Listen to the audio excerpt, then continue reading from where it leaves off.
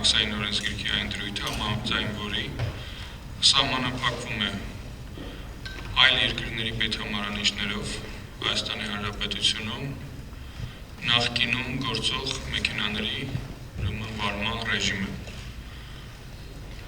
Եվ դրա հետևանքով խոսքը վերաբերում է հատկապես վրացական պետհամարանիշներով մեքենաներով երթևեկմանը,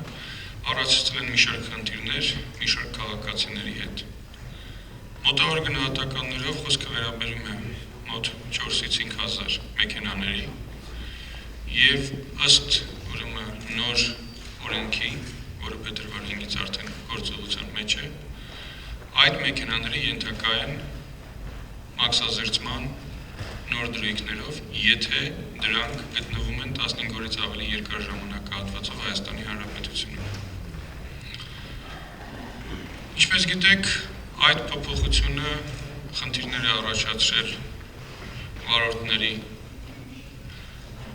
մի որոշակի զանգվածի մոտ եւ կառավարությունը որոշել է սոցիալական խնդիրներ ունեցող վարորդների մոտ այդ տեսակետից անպատասխան չթողել այդ խնդրի լուծումը եւ առաջարկել է նման վիճակում հայտնված վարորդներին օգնություն։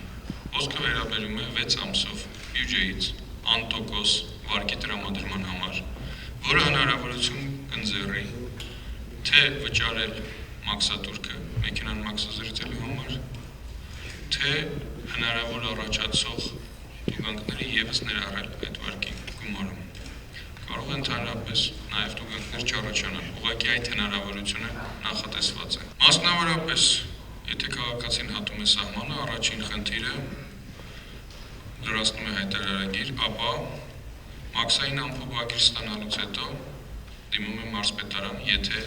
խոսքը վերաբերում է տարածաշրջաններին։ Իրավիճակը մենք մշտապես պատրաստ ենք, ինչպես այս դեպքում, մտածել հնարավոր բարելավումների տարբերակների մասին, սակայն մեր նախնական տեղեկատվությամբ դա խելամիտ ժամկետ է։